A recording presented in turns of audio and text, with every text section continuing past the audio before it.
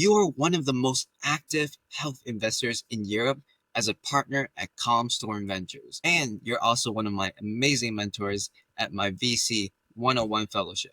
Johannes, welcome to the podcast. Thanks for having me. Really looking forward to this and good to see you again. Yeah, could you talk about from the beginning of being interested in the VC into this journey right now, all the way to a partner at Calm Storm Ventures? I'm from Vienna, then ended up living abroad more or less half my life. Lived in Singapore a few years, lived in South America for around 1 year during my penultimate year of high school, and then had my first healthcare experience directly after high school in Austria, because in Austria you still have to do military or civil service. I did the latter and wanted to become a doctor, or at least was really thinking about doing so. And then quickly realized while being a paramedic that I do see myself in the healthcare system in the long run, but certainly not on the clinical side of things. And then ended up studying business administration. So I think that was kind of the first step, studying at a business school called St. Gallen in Switzerland. Cows are running around on campus basically, but it's pretty much an ecosystem where things like VC, PE, finance in general are, deeply ingrained. During that time, obviously, I started doing some internships left and right. And back then, VC wasn't such a big thing. So that was around 10 years ago. So I started at Shanghai in 2015, finished in 2018. So during these years, VC wasn't really, really big, and everyone rather talked, about consulting, investment banking, like M&A and a few other potential careers. But then through an old connection in Vienna, I ended up doing an internship as a junior analyst at Speed Invest. So this was now 6, almost 7 years ago, between my undergrad and my grad studies. And immediately loved it. So before that, I had rather tried all sorts of other internships, from a few gigs in consulting to working at a bakery ingredient company in the outskirts of Toronto to in Amsterdam. So this was my first VC experience, and I immediately loved it. It was really, really eye-opening that work can be so much fun. So that's when I kind of knew that I would see myself in this ecosystem in the long run, and almost stayed at Speed Invest for longer, but in between wanted to do a master's. So I kind of got my pre-masters in the UK, a completely different field from before, because I've always loved, being interdisciplinary in my viewpoints. So I took the chance, went to the UK, did the master's, really loved it. And then actually stayed in the UK, stayed more or less at uni, worked for another fund called OSE, or Oxford Science Enterprises. And there we invested in, more or less health tech and deep tech research at university. That was kind of the Oxford Uni spin-off fund, almost 1.5 billion vehicle. And really enjoyed it, although it's very different from normal VC. It's like you speak to professors and PhDs on a daily basis.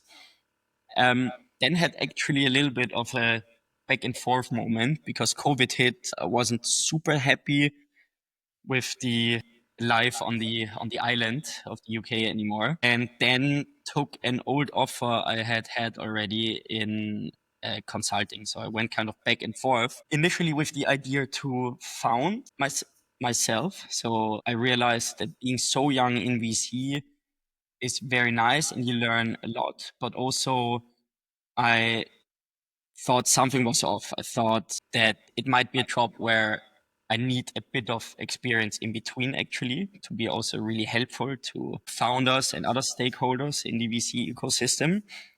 And then thought, okay, I'd rather found myself. So that's what I wanted to do after working for BCG for 2 years in Zurich, in Switzerland. So did medtech, pharma, insurance projects with them. And then, I know it's a long-winded answer, at some point I went full circle, got in touch again with Lucanos, who is our founding partner. Lucanos was one of the very early partners at Speed Invest, where we already met. So we got in touch again. I had a consulting project here in Vienna. And then I realized that this kind of combined everything that I wanted at that point. I know it wasn't like founding your own startup, but it combined many aspects that were relevant to me at that time, which was focusing on healthcare, having an impact, um, being able to shape the organization versus working for a really big organization as I did in consulting. So especially at that time and still now, of course, we have fund, but to some extent we're also a startup and we're still a young fund, right? We're an emerging fund. Then also coming back to Vienna was a step that I enjoyed at that time, being abroad for many years. And that's kind of how I ended up at Calmstorm. I know you also asked about the journey to then becoming a partner, but let me stop here because I know this was already a lot of talking from my side. That's the amazing part is that even when you were younger, you were willing to try out so much different things where it's like, hey, even if you had to travel to somewhere else to pursue an opportunity, you would do that. And then even if, you had to really give up a great job, at BCG to found yourself, to know like, hey, what do I truly want to do in life? And, that thing that you found was, VC. You like to work with founders, you like to help founders, and you like to make an impact in the world, especially for digital health, which is just like kind of in the early stages in this era right now. So you are a true leader for it. I know that you mentioned that, you also did a master's at Oxford. What made you, what made you go to Oxford? Like, I think you had a pretty good career in VC. You had a great internship at Speed Invest. What made you think that, you need to do a master's? Um, yeah, great question. I think so. For one, I was still very young, and at that point in time, I was also looking forward to not yet committing to decades of working. So I think that's one. And also being a student for another year or so, we all know it can be a lot of fun. Indeed, it was. Second, I think it was a part of fulfilling a dream of studying at such a top university. And then third, if you look back, I ended up studying business administration kind of as a last resort, and it never was the first choice. And I'm super grateful for studying it, and especially for the doors it opened me and the great network I got at business school. But intellectually, I didn't feel at home. I always feel like, business is something you can learn on the job, and you don't necessarily need to have the theoretical or academic education for it. And that's why already during undergrad, like a third of our credits were electives. And for those, I went like all in on philosophy, sociology, and other, let's say, completely different topics, and really loved it. And that's then what I did during my master's, just 1 year of an intellectual journey with intrinsic motivation and really an inherent interest in the topic versus kind of the more opportunistic, extrinsically motivated dynamics you would often see at business schools, where I often felt like it was only about, okay, how much do you have to study to get this grade, and what grade do you need to get this internship? So yeah, I really enjoyed doing a master's then. And for our audience, many of our audience could be considering an MBA just because they're like, okay, VC, PE, investment banking, I need an MBA for that. But from what Johannes says, obviously you're really young. Through an MBA, you can actually find like different things that you truly want to do, whether it's what you think. Johannes thought that business should be really hands-on. And then he thought he might not stick in VC for the longest term when he was first in Speed Invest, and that was when he was really young. But it turns out now he's an amazing VC. He really loves what he did, but it's about finding what they want to do. And a master's, if you want to do it, VC, philosophy that Johannes did is actually pretty amazing because it's about understanding the people, and VC is about understanding the people. Could you talk about who VC is not for?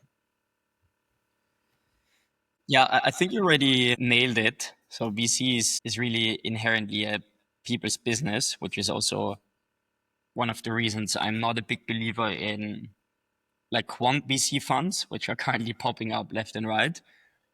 But who is it not for? I think firstly, it's not for people who just think it's this like fun, flashy lifestyle job, because sometimes I feel like that's our reputation and we get mocked for it on Instagram and on all these kind of channels, right? I actually think if you want to be good at it, it's extremely hard work and it's a lot of also hands on, kind of getting your hands dirty work. So I think it's not for people who just want a flashy job for the social status. Second, I think it's not for people who want high degree of visibility and routine and also closure, because there's sometimes you have weeks where you feel like nothing is going on and sometimes you have weeks where shit hits the fan and everything comes at you simultaneously. You're doing many deals at the same time, the portfolio needs your help at the same time, you're fundraising. So it's extremely cyclical, especially this time now, May, June, and then again, November, December can be extremely hectic. Summer, then, for example, is a bit more relaxed. And also, you never really have disclosure. If you compare it, for example, to consulting, in consulting, you have project based work and you have a project, for example, on average for 6 weeks or 8 weeks. And then you have clear cut. Then you fully switch off and you go to the next one. And actually, also during the weekends, you, or at least I, would be able to switch off in consulting because you don't care too much, right? Because your client, it's a big organization and it's all very political. Versus in this job, you really do care because your client, your counterpart, really has skin in the game. What they're doing is 100% their most ambitious project in their life and they're putting everything into it. And you have a big responsibility as an investor or as a potential investor. So to me, it's something that I always take with me over the weekend, which can be taxing. And I think about the job more or less all the time. And it's also a job where it's never over. So you don't have disclosure as discussed. There's always more work you can do. If you want to be good at it, you always think about what more can you do. You can always speak to more founders. You can always support your portfolio more. You can always speak to more VCs out there and see what's going on. You can always read more about the industries. You can always do more, and that's why it's never over. You never get this like feeling, okay, now I'm done. Now something is finished. But there's so much stuff going on at the same time. So I think that's the second part. So first was not for people who are looking for a lifestyle job. So second, not for people who are looking for this kind of high visibility, high routine, closure like job. And lastly, I think it's not for people who want like a normal desk job or a job in which they can work on one project for many, many hours or even days. But in many cases, especially for early stage VC, what we're doing, you're traveling a lot, are in quite a lot of social settings. And on many days, you would have 5, 10, maybe even 15 calls, which is also not for everyone. I'm not saying that you have to be super extrovert. Actually, some of the best VCs I know are not extrovert, but you have to at least be able to cope with that part of the job. Yeah, and it's like these startup owners, heck, there's a statistic that says for a startup, they would put 300K of their assets for the entirety of, spending on rent, everything like that. So it's like these people, these founders, they really put everything, even like sell their soul to start this business because they really believe that it would change the world. As a VC, you really, really should pick them not only carefully, but also support them in any way you can. And it's like Johannes says, if you want a 9 to 5 job, VC is definitely not for it because there's just so, so, so much to do. Could you talk about, maybe people that you've hired or even like interns? Could you talk about what is their initiatives? As in, there's always more to do in VC. What did they do that stood out to you?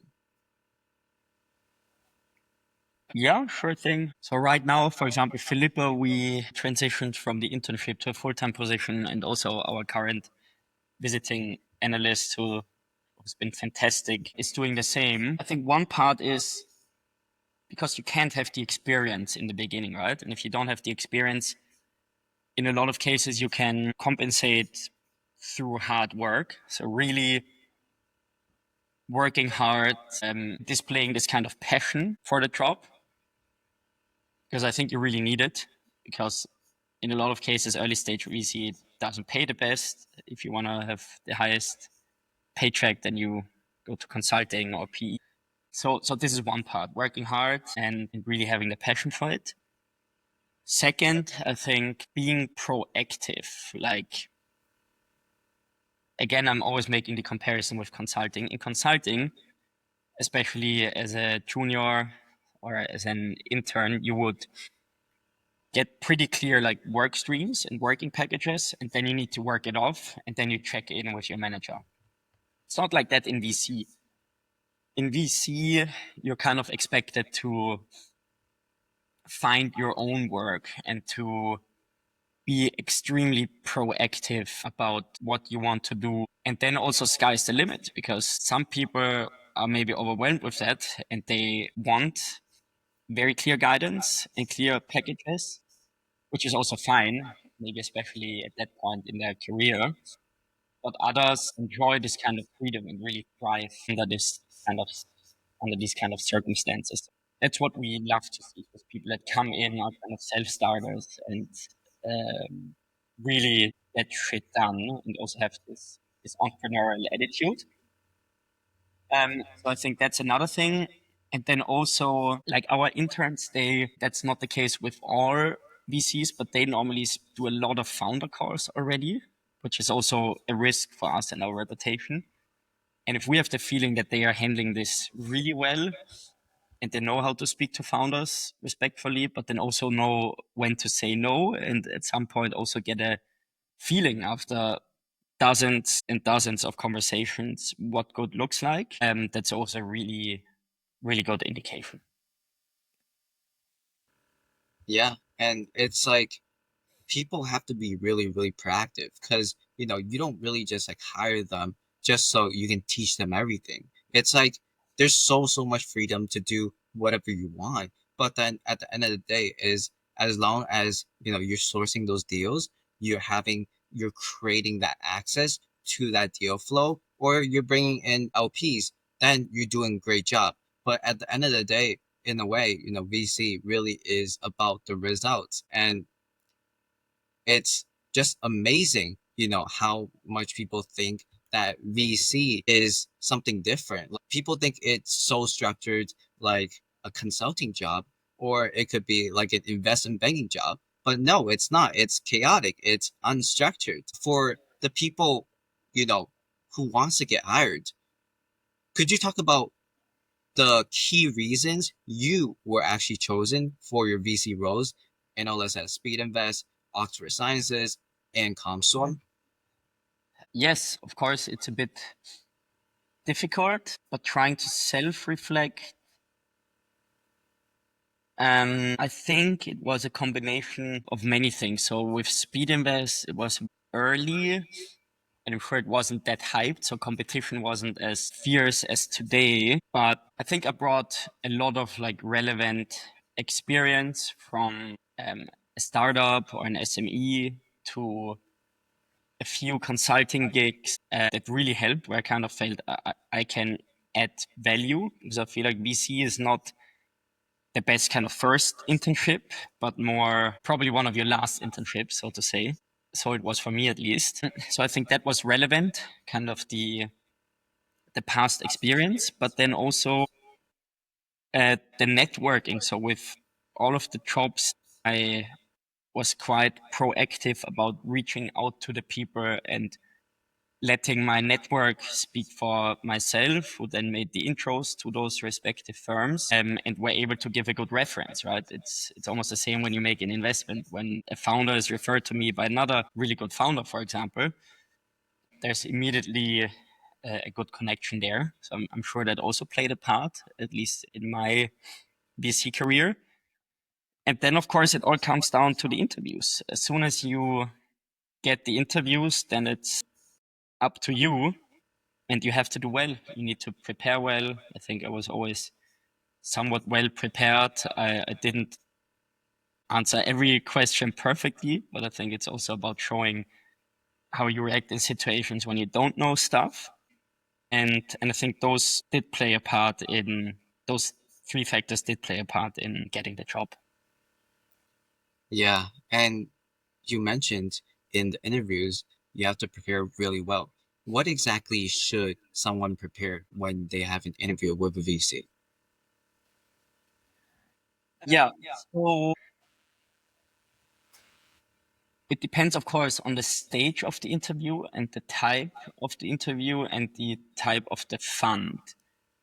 But more generally, really, you should be informed about what they ask, and you will always find people who can give you like insights, previous interns, other people who are in the funnel, and you do some LinkedIn searches. So really try to figure out what the respective fund is looking for and what kind of questions they ask. So this is kind of the work you have to do in advance, kind of the detective work.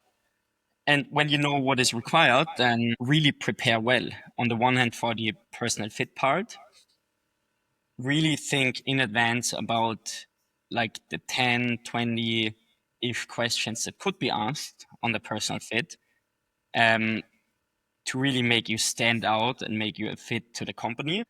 And also try not to give like standard answers, because maybe they interview 100 people for this one job. Try to have a storyline in place in your personal background, in your professional background, that people do remember, and also has like a nice start to finish flow. But still try not to sound rehearsed. Like it should still come across as kind of natural. So that's always the trade-off here. So that's on the personal part. Then on the more professional part, really know the company, look at the fund, know some of the recent investments, check out the portfolio, know the thesis. Think of like a typical question is always, okay, to talk about one or two portfolio companies that you would have or maybe would have not invested in. So these kind of things you can prepare so well. Then also try to have a thesis on the market. So for example, if someone wants to work with us, I ask them, what's your thesis on the digital health market, on health tech in Europe? And this is also something you can prepare quite easily. So this is a thing where you can differentiate quite well. And then also if there's like a technical component, like a case study that you need to present, then really try to prepare it well and spend time on it, because really what people are testing here with this kind of case studies is not only whether they can collect nice data, but it's really a proxy of how it would be like working with you. So really try to approximate, could this person be good at writing an investment memo? And then you look at the memo and maybe it doesn't look good. So I think this is where I would really spend a lot of time and try to be as good as possible when it comes to preparation. And then also for the presentation of this kind of case study, I would really try to figure out what the interview is after, because sometimes we have applicants who then talk 10 minutes about the first slide and it's 5 slides, and then you need to really stop it. So you can always ask, okay, like a founder, when a founder is doing a pitch, founder also often asks us, how should we run this? What's the best use of the time?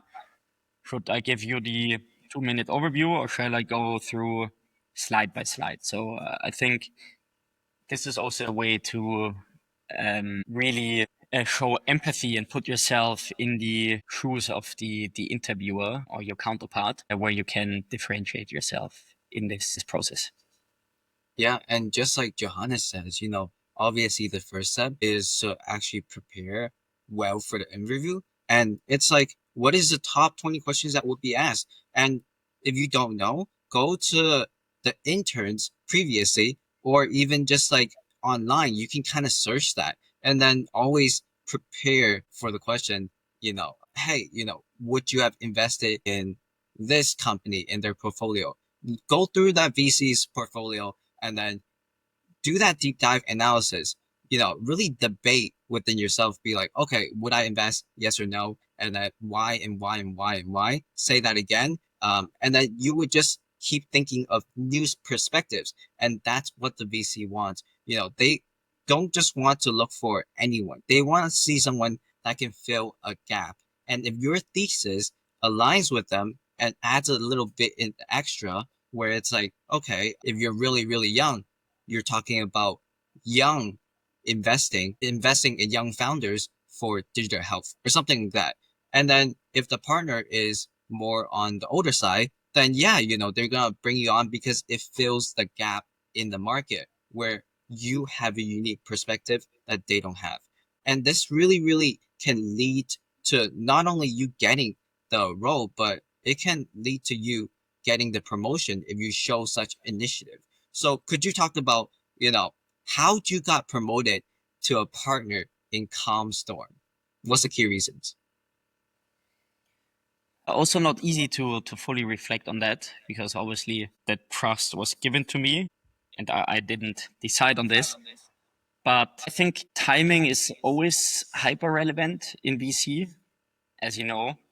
So I would say timing and luck always does play a big part, because, as you know, like if you want to get into VC, it's small teams, and when is there an opening, um, and and also who are the different people that are applying? How is the fund doing? Are they currently fundraising? Are they expanding? Like all these kind of questions do matter. And I think for me, it was good timing with coming into the fund just between fund one and fund two, and then being able to get a lot of trust and really work on all sorts of things as a principal for a bit more than 2 years. That put me in a position to say, hey, at some point you were doing a lot of stuff that are partner level, because there was the trend in the organization to get my hands on these kind of things. Like could have also been the case that other people had already been doing fundraising, and I couldn't work on that. So I think this timing aspect is relevant. And then second, I think also reaching certain milestones, like making sure I did good investments, and some of those investments raise good follow-on rounds. Then making sure you also step into kind of a leadership position, not only work on your own career, but try to enable others, whether it's interns transitioning into full-time, and you look out for them and really make sure you enable them to also do deals, for example. I think that's also becoming more and more relevant, especially at a partner level. But then also on other aspects, such as supporting their portfolio and being on many boards and being kind of this sounding board for many of the founders, and becoming that a trustworthy person is really relevant on the step to such a promotion. And lastly, the fundraising. So as mentioned in our fund, we're such a small fund, and sometimes, of course, it's a shit show because we're like a startup and everyone has to do everything. But it also means I was able basically to, from the start, already help on fundraising, and especially before getting the promotion, I did quite a lot of that, and some things worked out, some others didn't. But altogether, I think these kind of aspects combined with, I think, just hard work led to this kind of promotion, which of course I'm super happy about. But also at the end of the day, it's just a title, right? At the end of the day, not too much has changed. And I always am a big believer that you should first get the responsibility and then the title, and not the other way around. And I think that's what we try to do here. And it all comes down to how you really just like did everything a partner would do. And then you were like, okay, I'm basically doing what you guys do as well. So I kind of should be a partner. And, you know, another thing that really, really comes into handy is timing. Like you said, especially in the smaller fund, you are really early into this process. And between fund and one and two, you really just came in, really worked your ass off, and really just like gained that trust from not only the VCs there, but also like the founders where, you're on the board, you're helping them, and everyone just like came and trusted you. Where it's like when you got the promotion, there's like, I don't know, 200 plus people who commented congrats. That's because they love you, man. Like you're so awesome. You created such a great community where people vouched for you. And that's what it really comes down to. Those two things. Actually doing the stuff before asking for it. And then the timing. And once you get those two perfect, then you can definitely get that promotion. I know that you mentioned that different sized funds kind of operate differently. So what is the difference that you've noticed in what you do in Speed Invest and Oxford Sciences versus in Comstorm? Yeah, Joe, just to jump back to the other aspect, just one addition to that. I kind of hate talking about myself, especially like achievements, but I want to add one more thing to what matters in VC. And normally, especially at a later point, you have to be good, or like almost outlier good, at one of the three things, like seeing a deal, which is like generating deal flow and getting visibility. The second is like the picking the deal. So doing the due diligence and being very good at picking it. I would probably put winning the deal in there as well. So there's like one category to me. And the third one is supporting the portfolio. So in my opinion, you have to be extremely good at one of those things to make like a sustainable long-term career in VC. Depending on the fund where you are, maybe you could add a fourth one, which is fundraising. But in like big funds, for example, you would even have dedicated investor relations teams. And for me, I would say my biggest strength has always been like the networking part and being able to kind of work well with all sorts of different people and stakeholders. And I think that plays into especially the like visibility part, but it also helps you with other aspects like doing that due diligence and getting the right people kind of on it. And with some other parts of venture capital as well, also with fundraising, for example. So I think you need to be, you need to have like a baseline level in all of these aspects, but you need one kind of super strength. That's kind of my take on that. And yeah, now super happy to talk about the different funds. So the question was, what's different between small funds versus bigger funds, right? Mm-hmm. Yeah, I think so. For people outside of the finance bubble, it's all the same job, right? You're all investing in startups, but in my opinion, it's inherently quite a different job if you look at the nuances. So in a small fund, what are the perks? We talked a little bit about it already, right? Very agile, early stage, which means you can do a lot of deals. We even already had like visiting analysts basically working end to end on deals all the way from sourcing. It's very little about politics, really just about getting shit done. Everyone can work on everything, so you don't work in silos as discussed, right? There's not someone only doing deal flow and someone only doing fundraising, but many people literally do everything. And you still kind of have the potential to really shape something, and the direction is open, which in my opinion makes it very exciting. So that's it in a small fund. And in early stage, it also means, right, you can build a track record maybe more quickly, because like in bigger funds or growth funds, I know people, for example, that make one investment every 2 years only. So for us here, most of us get to do quite a few deals. Then also it's more founder oriented. So for us, it's really about the people, and like the core criteria of what we look for in an investment is always the people, right? Because sometimes we come in and it's just 2 or 3 people and some slides and nothing there yet. So I really like this aspect and excitement of it. Although on the flip side, what you don't have in a small fund, and you maybe rather see like in a bigger fund, for example, is stuff like way more processes in place. You maybe have different teams, like you have even a team maybe to organize your events. Like for us, we do everything ourselves, and we over the weekend work on the guest list for our events and these kind of things. So that's obviously a great luxury. Then you have probably already a more established brand. So like a big fund, maybe you have a big brand and you don't ever have to explain yourself, and it can help with, for example, winning a deal.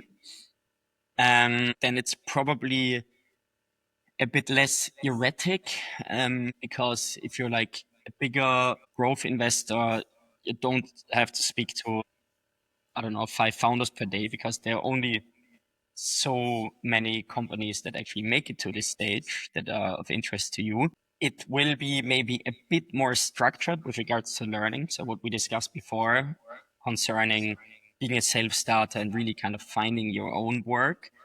In a bigger fund, maybe it will be more structured, and you will have like more structured learning and feedback cycles and processes in place, which can also be great, of course. But yeah, it can be very different. And then also how you make investments can be very, very different, like more process driven. You conduct, of course, way more due diligence. Maybe it's also a bit more um, finance heavy or data driven compared to an early stage fund. So it can be very, very different. And then again, you have another layer. So you have this kind of early small versus more established and more later or more growthy. And then you have this different component of verticalized or generalist fund, right? So for example, we are a vertical fund. So we really focus on one thing, and some people love it. I love that. Other people maybe are more in favor of looking at prop tech today and then at women's health tomorrow, right? Yeah. And, it's basically just like Johannes says, there are differences, but the major differences are really just one, the brand, and then two is more structures, so it's more delegation, and then three is really just, heck, if you want to be a lot more technical and just focus on one thing, then the big generalist funds might not be for you because, it's like those ones are just really, really, they've got so much capital and the processes could be different. But is the processes different as in like, let's say I am an associate and then I found a good deal and I found some good founders. Do I send that to a principal and then we send that to the partner, or is that process different? I think that the processes in general will be different. I think more in terms of It will be way more hierarchical, which is kind of what you are alluding to. It will be a bit more siloed in a bigger fund. Like I know also some interns of bigger funds who then would only do like cold inbound and also make sure they contact many founders and do some outbound, but they would never actually be part of like the later stage conversations with the company. So it's a bit more siloed in that regard. And juniors normally in bigger funds, from what I've seen and heard, would be way more kind of in the back office in terms of doing the due diligence in the back versus already being out there speaking to founders all the time, etc. And the investment process per se, as you just asked, will also be slightly different, but I think it will differ from fund to fund. Some funds will say, okay, the associate found the deal, then there will be a deal team of another partner and the associate, and they work on it and then bring it into the IC. Maybe another fund will actually say, okay, the partner fully takes over and the associate is out of the game. That, in my opinion, wouldn't be smart because you want to retain your best people and incentivize them and motivate them. But it wouldn't be unheard of. Let's put it like that. Yeah, and one important thing that Johannes mentioned is that in bigger funds, you might not necessarily, as an associate, be in the investment committee. And being in the investment committee is where you can actually make like the decisions, where it's like in bigger funds, partners are all vying for like deals, as in like they want to do those deals. So it's like it would usually never come to an associate who can just like directly suggest a deal and say like, hey, let's get it done. There's just so much partners vying for deals that, if you're an analyst or associate, you could just be in the back office, like Johanna says. But if you actually go out to those events and you found some good founders, then yeah, you can pass it on and then see what the principals think, see what the partners think. Could you talk about when you're investing in startups, when you're going to events, what are the top three things that you look for in startups when you're considering whether or not to invest? I mean, broadly, people, product, market, I would say, and then the round structure, I guess. But the single most important aspect is definitely the founders, right? I mean, we come in pre-seed mostly, sometimes also seed. So that's the one thing that really matters. Like, how great are these kind of founders? Are they a real outlier team or not? And it's sometimes really tough to say. Like, this is where we have long conversations and long assessments of these kind of founder profiles. But it's just the most important thing. Like, obviously, then you also look for the product and you look for the market. You don't look for the product market fit yet. I think that comes rather later. This is what kind of Series A investors invest in. But we still obviously look for the product in terms of, is it a fit with our thesis? Is this something that is actually useful? And we always conduct like reference calls with our experts. Is this something that is hot and needed and will also get some follow-on funding?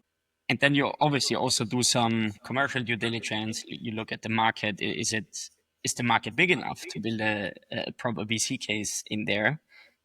Um, and then normally what we look for, what's really important is the kind of intersection between founders and the market. We also call this founder market fit. So you look at loan standing at these two, and then you put them together and ask yourself the question, how likely is it that these kind of founders will build something massive in this kind of market?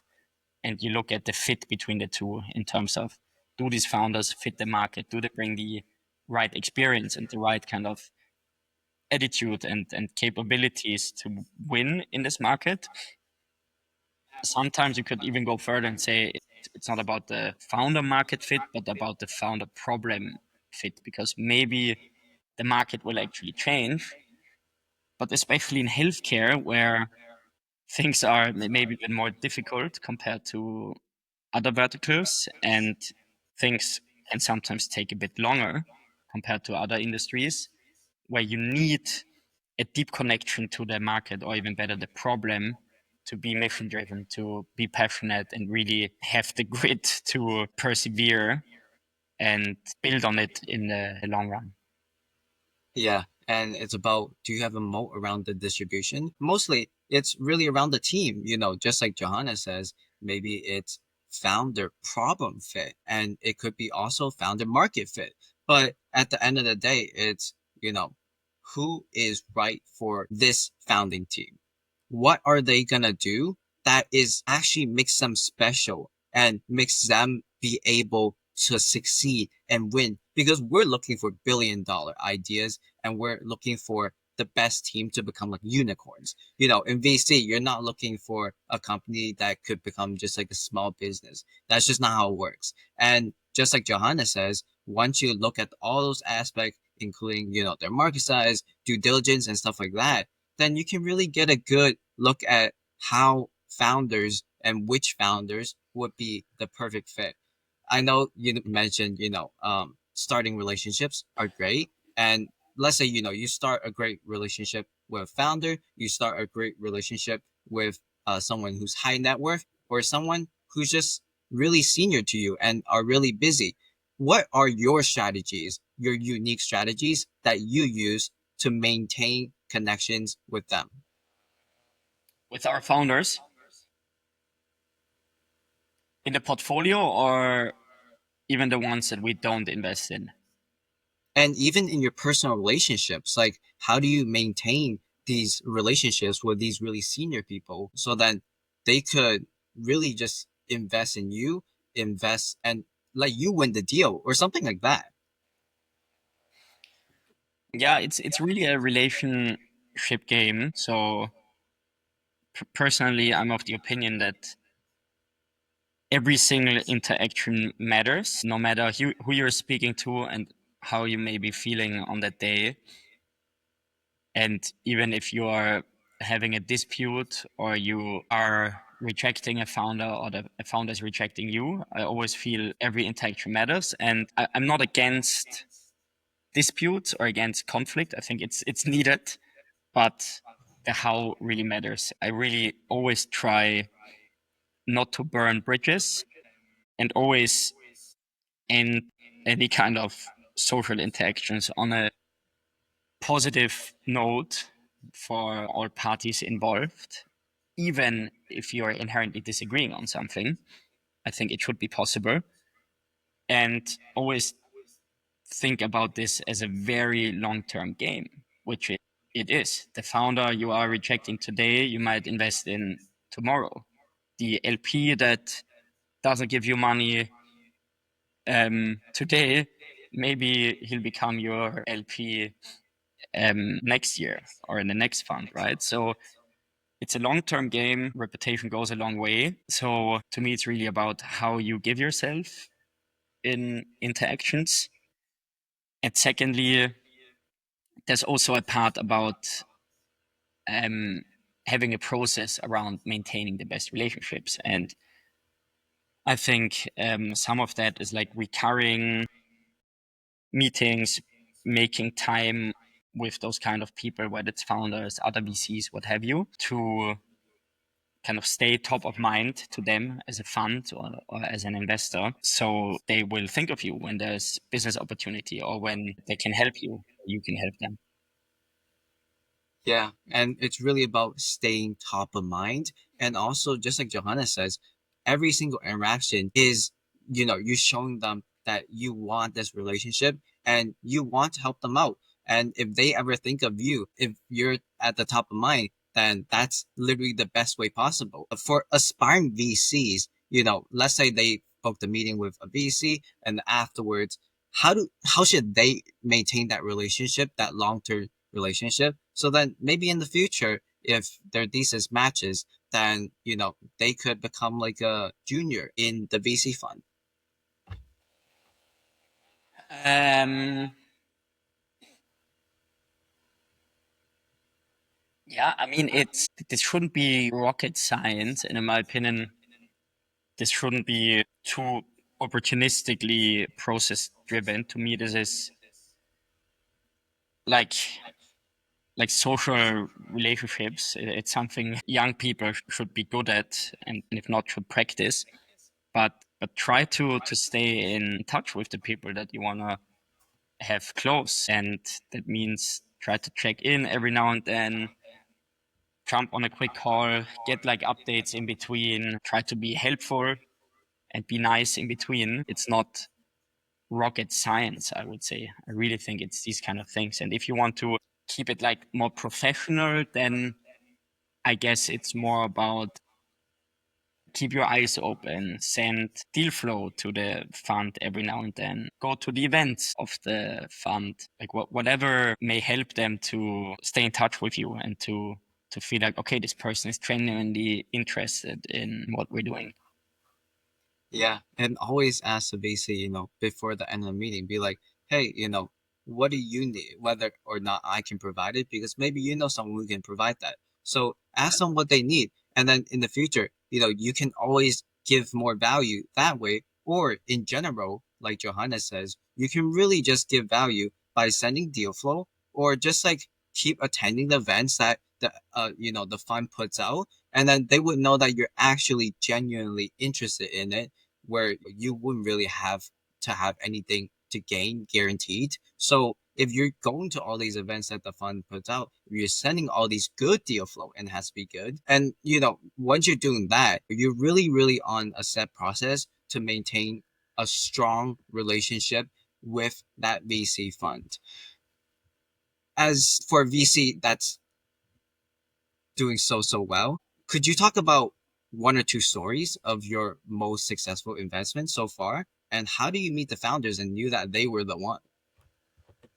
Yes, sure thing. So one is, for example, on aeon.live, really cool company from Switzerland. They are offering like a full body checkup, including a blood test, a full body MRI. It's a little bit of a Neko Health competitor, I guess. The, the Daniel Ek, Spotify founder, health venture. And the founder Tim, I mean, he really blew me away. I had known him before. Like that was a case where I passed on him twice. I rejected him twice because I always loved him as a founder, but the product just wasn't in scope, or it didn't work out for us. And then the third time was a charm, and I was like, okay, now I like the product and the vision, and round wise, it's in scope for us. Let's do it. And that went super well. So we invested there around half a year ago, and just now, as we're speaking, they are closing a 5 million seed round on top, which is fantastic and is going live literally right now. So that was a very cool one. And he, as a founder, he brought this like rare background of being a medical professional. Like he studied medicine and practiced for a bit, and then founded two companies, had one exit before he was 30 to KKR. So he really brought this commercial but also medical part. And he's just a founder who wouldn't let go. It's like, in German, they say like a dog with a bone in his mouth. He just wouldn't let go. And I love this. And I know exactly, like he would just never give up and scale this to the moon. So that was one. And another one, for example, was Miele, Meela, Swedish company, now also in the UK. And the founder, Tiffany, she really blew me away. So what they're doing, they're like a Tinder or matchmaking place between therapists and patients. And obviously it's an execution game, but she really blew me away with her passion for the field. And she was a therapist herself, and she was also so good at marketing and at this like community part, and had the perfect kind of commercial plan in place, which in healthcare is so relevant because the go to market and the business model is always difficult. And I was just really blown away by her energy and her capability when it comes to go to market and marketing. And that's like often the case for me. Like the main thing that really gets me excited these days are founders that are so passionate and then also a bit edgy.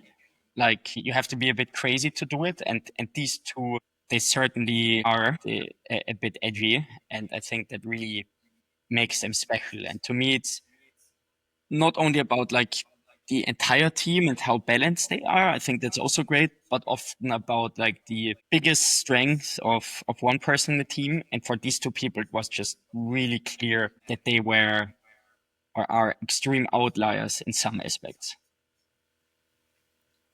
Especially how, it's like the guy, he got rejected 2 times already. And then he still says, okay, no, I'm really, really passionate. I'm gonna do it again. And then, invest in me. And then, it's kind of about the right timing, just like you said. And he really found a product that actually, you think would work. And that's what really made you invest him at. But not only that, but the most important point is his obsession, is because he is not only an outlier, just like the two founders that you mentioned, but they also have this obsession and energy and expertise about them. Looking ahead, what trends in venture capital are you most excited about? At Comstor, you're focused on digital health and taboo tech. What do you think is overlooked in the market right now? Yeah, could talk about this for many minutes or even hours. So I'll try to keep it really short, as I know we're approaching the end of this. Um, but I'd like to point out two or maybe three areas. So one already kind of mentioned it with Eon. Like what they are doing, prevention is really, really big. Like we are extremely excited about anything in prevention and specifically now consumer health, out of pocket health in Europe. Like previously it was something rather in the US, function health, superpower, what have you. It's coming to Europe right now and it's, I think, hitting us like a tidal wave. So guys like Eon, our team, they are really well prepared to ride that wave. And at the moment, it's only less than 5% of the healthcare system that is going into prevention. But every single euro you would invest in prevention would save the healthcare system approximately 4 euros. So the data is so clear, but yet nothing is really happening. So we are extremely motivated to invest into this field and really help in that transition from sick care to healthcare actually. Second, like anything in the digital health backend, how we call it. So anything that helps to automate non-clinical tasks, more admin related activities in hospitals or practices. It's really big at the moment. I think Gen AI really helps to make the next step here in an industry that has been historically probably one of the slowest when it comes to the adoption of incremental innovation. Now the chance to directly upgrade to, let's say, the newest shit or the best standard out there. Here, I think the hypothesis is really not to substitute the doctor, but to enable the doctor to actually spend time with the patient. Because now the doctor, across professions, mostly they would spend like 40 to 70% of the time on admin, which is terrible, right? Shouldn't be the case. So we want to help alleviate the burden on that side. And thirdly, I mean, you mentioned taboo tech. So we still invest quite a bit in areas that are considered taboo. And we think it's quite overlooked. Since you mentioned like what is overlooked, I think this part is overlooked. Anything from women's health to men's health to mental health, maybe not so much anymore. Like a lot has been done here, but I think there's still a vacuum that can be filled. And in general, like diseases that are stigmatized or hard to come forward with, we do see a big opportunity there. Yeah. And it's like all these, which is actually kind of early in Europe and even in the US, where, people and founders who work on taboo tech and digital health really don't get that much funding. And now it's like now that we can actually make an impact, Comsorn is one of the most active health tech investors in Europe.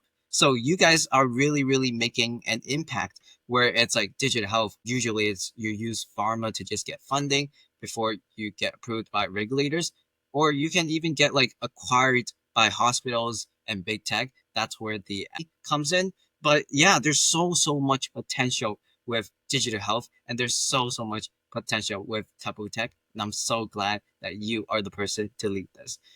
I know you talked a bit about how to break into VC for our perhaps undergraduate students who needs an actionable plan to implement right away.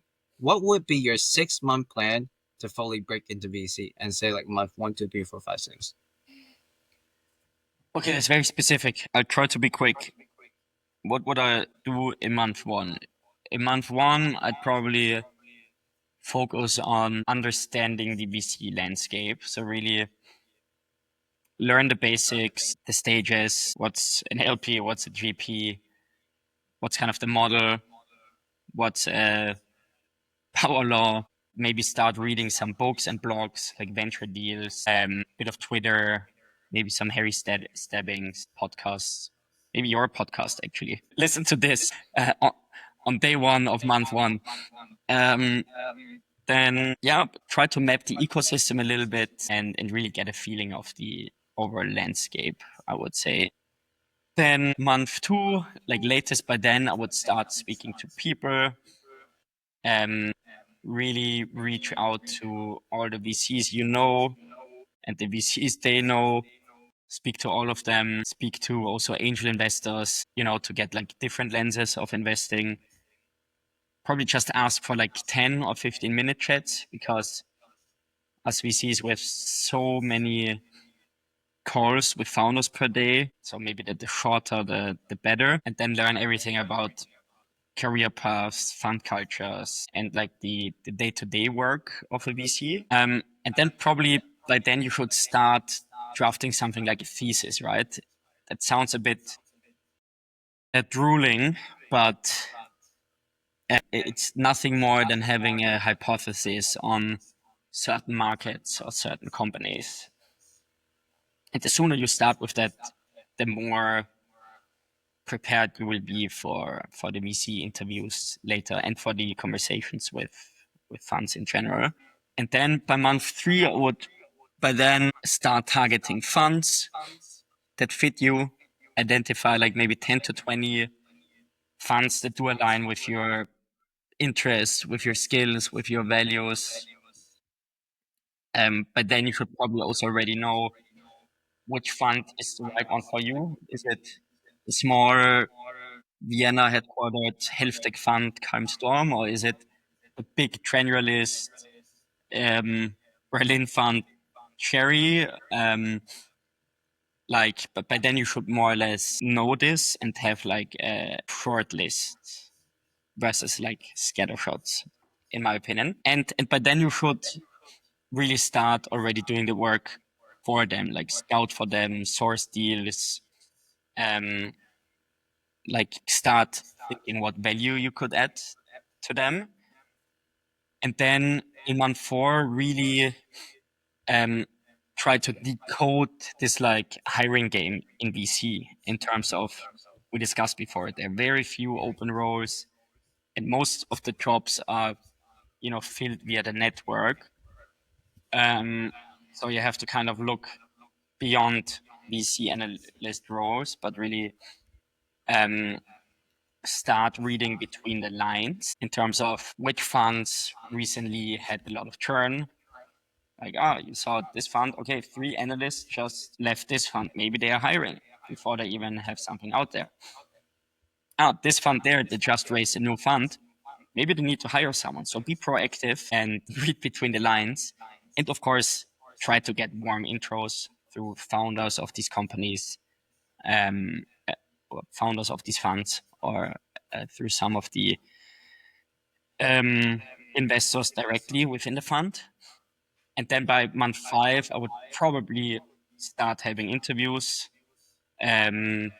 really make sure that by then you have the basics nailed, like everything we discussed before, the storytelling, the why you, the deal thinking, and so on, and also all the preparation we discussed for the interviews.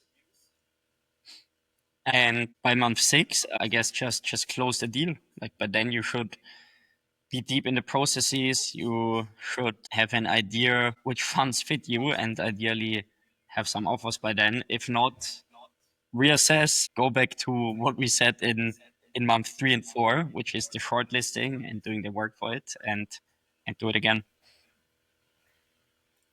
Yeah, and this is a really, really comprehensive plan that Johannes just gave you guys. You know, if you really, really just went through this, I swear there's no way you can't just like even get a VC internship. Now for a few rapid fire questions to wrap up, a few words or one sentence. Ready?